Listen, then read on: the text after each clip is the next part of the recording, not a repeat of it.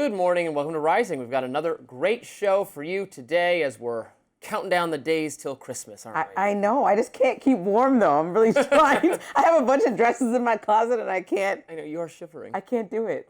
Oh man. We need to get you a nice Christmas I need a blanket. Snuggie. That's my Christmas request. Knitted by Mrs. Claus, perhaps. Coming up on Rising, Congresswoman Ilhan Omar says that ICE pulled her son over this weekend. I'll discuss more of that in my lens. Plus, President Trump is suing the BBC for $10 billion, alleging the outlet edited a clip of his January 6th speech in a false and defamatory way. And former House Speaker Nancy Pelosi spoke on whether Democrats should try impeaching Trump if they retake the House. But first, Robby, what's on your radar? Well, the murder of Rob Reiner and his wife Michelle Reiner has engendered shock and sadness among so many Americans who appreciated the beloved director for his numerous contributions to American cinema. Few Good Men, When Harry Met Sally, The Princess Bride, and so many others. But one American who has not had very nice things to say about Reiner in the event of his untimely demise is President Donald Trump, who weighed in on Truth Social yesterday, writing this: "A very sad thing happened last night in Hollywood. Rob Reiner, a tortured and struggling but once very talented movie director and comedy star, has passed away together with his wife Michelle, reportedly due to the anger he caused others through his massive, unyielding, and incurable affliction with a mind-crippling disease known as Trump Derangement Syndrome, sometimes referred to as TDS. He was known to have driven people crazy by his raging obsession of President Donald J. Trump, with his obvious paranoia reaching new heights as the Trump administration surpassed all goals and expectations of greatness. And with the golden age of America upon us, perhaps like never before, may Rob and Michelle rest in peace." Yes, it's true that Rob Reiner hated Trump and had called him mentally unfit for office and said he was involved with Russia. He inveighed against the president constantly on social media. But here, that old adage is quite appropriate. If you don't have something nice to say, just say nothing. Trump is under no obligation to say nice things about Rob Reiner, but come on. Belittling and mocking the man in the immediate aftermath of his grisly murder? That's really, really repellent behavior. And I'm not the only one who thinks that way. Representative Thomas Massie agrees. The Libertarian Republican congressman criticized Trump on X, writing, "Regardless of how you felt about Rob Reiner, this is inappropriate and disrespectful discourse about a man who was just brutally murdered. I guess my elected GOP colleagues, the VP and White House staff, will just ignore it because they're afraid. I challenge anyone to defend it." And Representative Marjorie Greene similarly criticized Trump, writing on X that this is a family tragedy, not about politics or about political enemies. Indeed, it's important to note the details here. Police have taken Rob Reiner's son, Nick Reiner, into custody. Nick Reiner has struggled with homelessness and addiction and is accused of murdering his parents during an argument. This appears to be a family dispute and a lethal one. What Trump said in his Truth Social post just isn't true. Trump said Reiner died due to the anger he caused others through his massive, unyielding, and incurable affliction of Trump Derangement Syndrome. But Reiner was not killed, as far as we know, for political reasons or because of his anti-Trump views or anything of that nature. Trump is making light of something very serious, murder, and he is falsely suggesting Reiner was murdered for reasons that have to do with Trump. They don't have anything to do with Trump. That's all bad. I should note, of course, one of the many reasons that conservatives wanted Jimmy Kimmel off the air was that he made light of Charlie Kirk's death by wrongly, incorrectly suggesting that Kirk's killer was right-wing rather than left-wing. So now it was right to call out Kimmel for that transgression. But if you're mad about that, you refuse to criticize Trump, well, you're a hypocrite here because there's just no way around it. By the way, Rob Reiner was one of the liberal celebrities who showed considerable grace and understanding in the wake of Kirk's death. It's beyond belief what happened to him, and that should never happen to anybody. I don't care what your political beliefs are. That's not acceptable. That's not a solution to solving problems. And I felt like what his wife said at the service, at the memorial they had, was exactly right. And totally, I believe, I'm Jewish, but I believe in the teachings of Jesus, and I believe in doing to others. Very admirable sentiments, and I thank Rob Reiner for sharing them. We should all show compassion to others, even when we disagree with them. It's very important.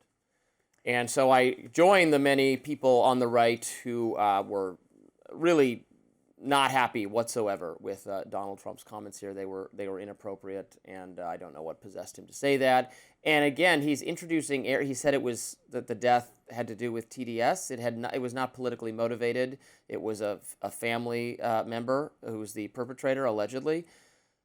Also, I don't even know what Trump was saying, that if it was politically motivated, then it would be done by some pro-Trump person, because Rob Reiner's a very anti-Trump person. So what he said was wrong and made no sense, and they were so mad at Jimmy Kimmel for doing that. So not a good moment for the president. I think just like watching that Rob Reiner clip and how he spoke on Piers Morgan's show just shows you that there has to be a baseline of some moral compass that we hope people would have, especially when you're the president of the United States. Yeah. And so when you send out messages like this on your social platform, it's not only disgusting, it's embarrassing for our country. And I appreciate that a lot of conservatives came out and said, what are you doing? And that you made this your radar today, because right is right and wrong is wrong. And there should be a clear line about what is just wildly inappropriate and what's not. Just because somebody politically campaigned against you, as we talk about all the time, people can have difference of political perspective. Rob Reiner has fought for many things, including same-sex marriage and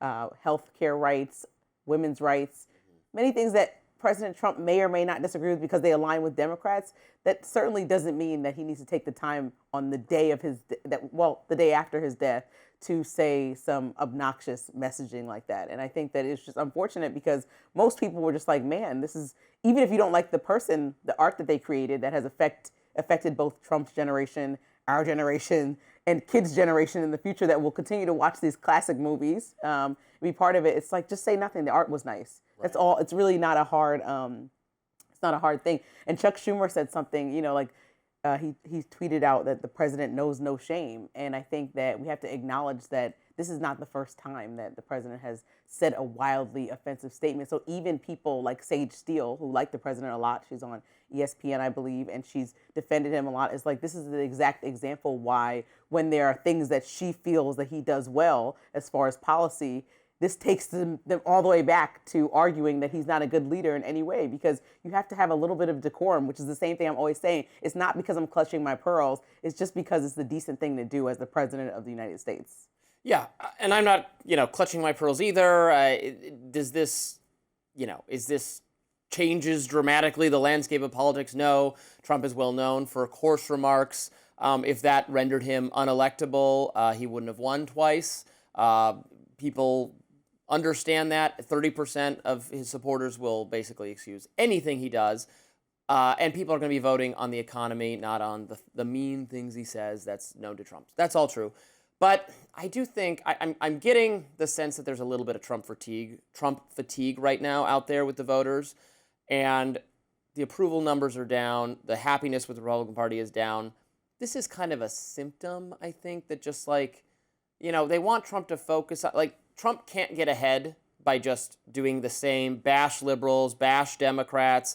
Democrats aren't in charge. Democrats aren't running the country. You are. Republicans are running the country. They need to have something to show for it, or voters are going to punish them.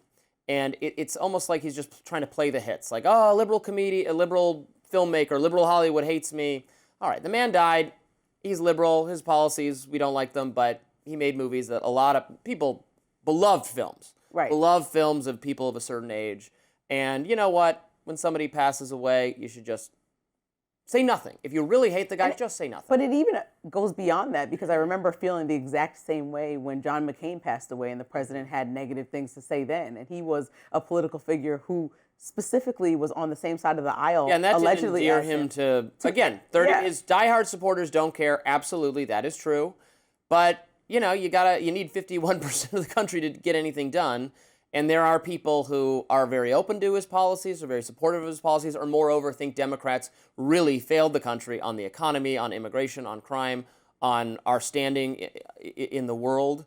But, so they want Trump to do well, but this makes people say, oh, man, this guy, it's him focused too. And we saw a lot of that. Make it about you. This was not about you. Stop making everything about you. That's a fact. Have you seen that meme? The guy pointing in a mirror and going, get in there and make this about you. That's certainly what President Trump does. Up next, President Trump has followed through, sued the BBC for $10 billion. His Fascinating case. We'll talk about it right after this.